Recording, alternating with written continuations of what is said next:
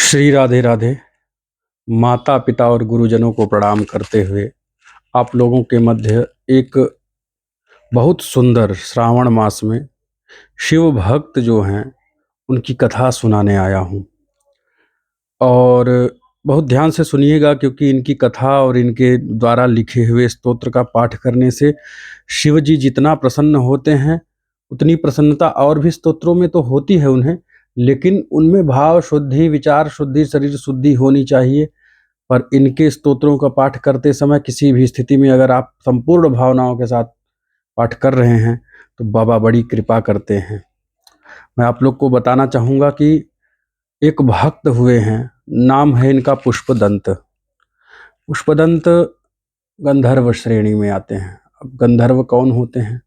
जैसे देव, देवता एक योनि है, मानव, दानव, यक्ष, गंधर्व, वैसे यक्ष, किन्नर, राक्षस, ये सब योनियां हैं। उन्हीं योनियों में एक योनि है गंधर्व। गंधर्वों के पास एक शक्ति होती है, जैसे देवताओं की शक्ति अलग होती है, मानवों की शक्ति अलग होती है। गंधर्वों के पास अदृश्य होने की एक विशेषता होती है कि वो अदृश्य होकर के कहीं जा आ सकते हैं। उनकी गति देवों जैसी होती है कुछ स्थितियों में। तो एक राजा हैं जो बड़े भक्त हैं, पूजा पाठ में उनकी बड़ी रुचि है, लेकिन पूजा के समय उन्हें शुद्ध और बढ़िया पुष्प नहीं मिल पाते, क्योंकि उनके उपवन में, उनके जहाँ पर पुष्प वाटिका है, उस वाटिका में जितने भी अच्छे पुष्प होते, पुष्पदंत जी जाते, अदृश्य होकर के उन पुष्पों को लेकर, चुनकर ले जाते और भगवान शंकर की आराधना करते। नित्य की यही प्रक्रिया थी। राजा भयभीत हुए, राजा क्रोधित हुए, भयभीत नहीं, राजा क्रोधित हुए अपने सैनिकों के ऊपर कि तुम लोग कैसा पुष्प लाकर हमारे पास भेज रहे हो। माली को डांटने लग गए कि बागवानी की स्थिति कैसी है और हमें शुद्ध अच्छे पुष्प नहीं मिल पा रहे हैं। तो उन्होंने कहा कि महाराज, यही पुष्प उपलब्ध रहते हैं वाटिका में, इसके अतिरिक्त तो कोई पुष्प मिलता नहीं है, तो यही लेकर आते हैं। कहे क्या सुविधा किए हो वहाँ पर कि पुष्प नहीं खिल रहे हैं? जाओ अच्छे से मेहनत करो, परिश्रम करो। परिश्रम किए, लेकिन अगले दिन फिर वही स्थिति। ये अनवरत चलता रहा। राजा क्रोधित हुआ। राजा ने बहुत सारी सुरक्षा बढ़ा दी कि एक पक्षी भी उड़ के जाए तो पता चल जाए कि हाँ, कोई पक्षी प्रवेश किया, लेकिन पता न चल सका, क्योंकि वो अदृश्य होके आते, अंदर अदृश्य ही रहते और पुष्पों को चुनकर लेकर चले जाते। राजा बहुत परेशान हुए, विद्वानों से सलाह लिए। विद्वानों ने कहा कि शक्ति और ऊर्जावान व्यक्ति जो है, अदृश्य होने का उनमें सामर्थ्य है, तो वह अपना कार्य कर पा रहे हैं। यदि वह शक्ति उनसे क्षीण करना हो तो एक उपाय है, वह है शिव निर्माल्य। शिव निर्माल्य का उल्लंघन करने से व्यक्ति का आत्मबल क्षीण होता है। इसीलिए हम लोग जब भी भगवान शिव की परिक्रमा करते हैं तो अर्ध परिक्रमा का यही विधान है कि आप जलहरी तक जाइए और वहीं से वापस आ जाइए। उतनी ही परिक्रमा का शिव का विधान है। क्यों? क्योंकि परिक्रमा से आपको जितना फल मिलने वाला है उससे भयानक दोष आपको लग जाएगा, क्योंकि शिव पे चढ़े हुए सामग्रियां उधर से जा रही हैं। आपके उल्लंघन से आपकी शक्ति क्षीण होगी। इसीलिए कभी भी शिव के ऊपर चढ़े हुए सामग्रियों का तो गलती से भी उल्लंघन ना करो। वैसे तो किसी का भी नहीं करना चाहिए, पर शिव का विशेष है क्योंकि उनमें बहुत ज़्यादा अपराध लगता है। इसी के साथ साथ शिव निर्माल्य की विषय में चर्चा करके उनकी शक्ति क्षीण करने के लिए शिव निर्माल्य पूरे वाटिका में फैला दिया गया।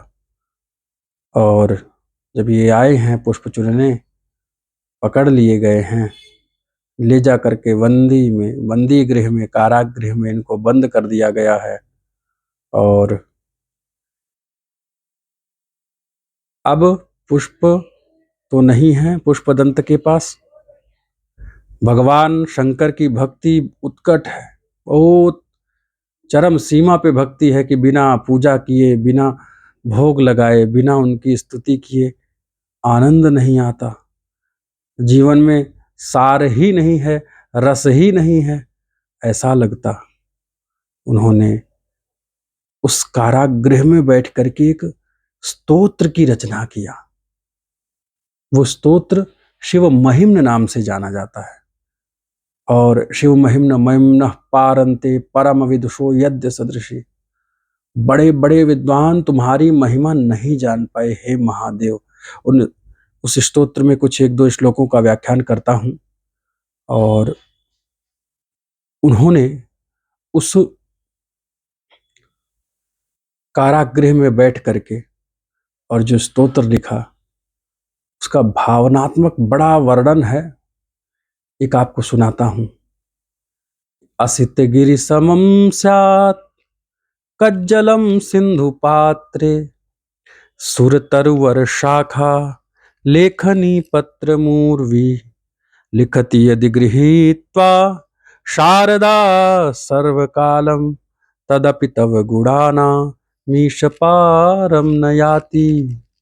कह रहे हैं कि पर्वत को पीस करके, असित गिरी, गिरी मतलब पर्वत को पीस कर, कज्जलम सिंधु पात्रे, कज्जल बना दो। कज्जल मतलब समझ लो जो इंक है। अब पर्वत माउंट एवरेस्ट पीसोगे, हिमालय को पीसोगे, तो छोटे मोटे कटोरी में तो रखाएगा नहीं वो, तो सागर रूपी, समुद्र रूपी पात्र में उसे भर दो। और सुर तरवर शाखा, अब इंक तो तैयार हो गया आपका, तो आपके पास पेन भी होना चाहिए। कैसा पेन? तो कहे सुर तरु, जो कल्प वृक्ष है, देवताओं का वृक्ष, जिसके नीचे बैठकर स्वर्ग की संपदा की कोई भी संपदा हो कामना करोगे, तत्काल तुम्हारे चरणों में आ जाएगा। उस सिंधुपात सुरतरुवर शाखा, उस कल्प वृक्ष का शाखा का लेखनी बनाओ। और पत्रम उर्वी, अब इतना सारा इंक और इतना अद्भुत पेन, तो पेज भी तो बड़ा होना चाहिए। तो कह रहे हैं उर्वी पत्रम, धरती जो है इसको पेज बना दो, खाली करा दो, पूरा पृष्ठ बना दो इसको।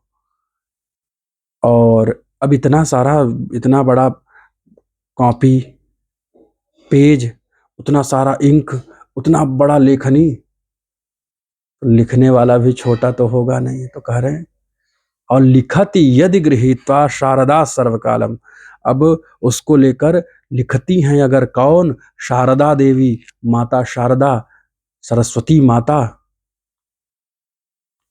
अब थोड़ी देर में तो लिखाएगा नहीं। कह रहे हैं सर्वकालम, जब तक समय चलता रहे तब तक लिखती रहें।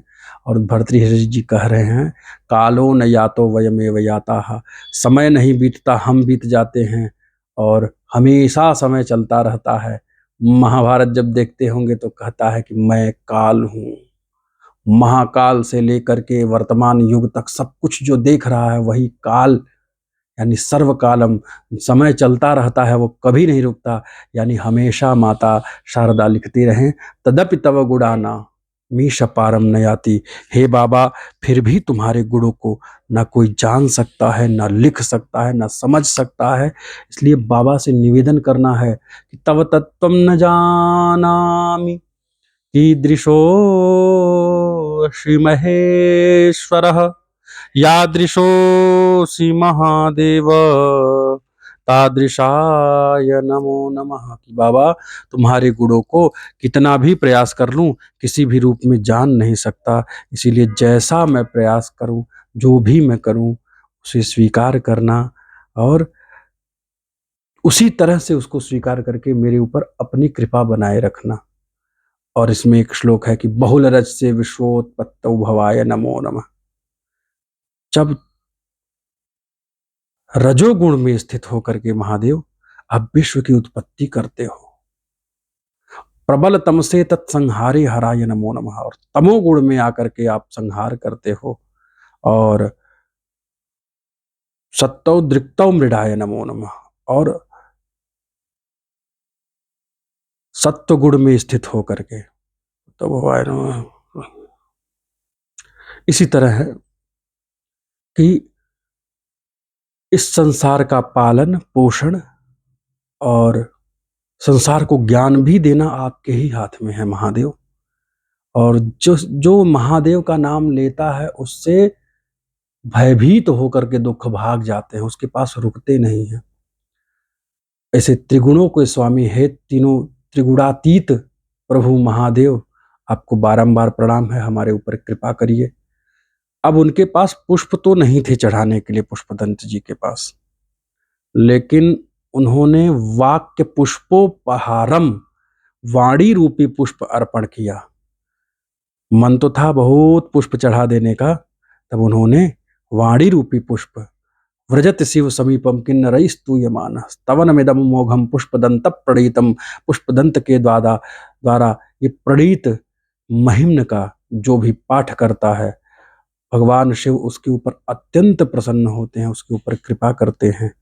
और शिव महिम्न जब उन्होंने लिखा, भगवान शिव उस राजा के स्वप्न में जाकर कहे कि राजन, तुम किसको बंदी बनाए हो? तुम सोचो, तुम्हारी वाटिका में जितने पुष्प थे, क्या उतनी भावनाओं के साथ उन वाटिका के पुष्पों को मेरे ऊपर अर्पण कर पा रहे थे? नहीं, ये भले ही तुम्हारे यहाँ से बिना पूछे ले गए हों, राजा का वाटिका है, उस पर अधिकार उनका है, पर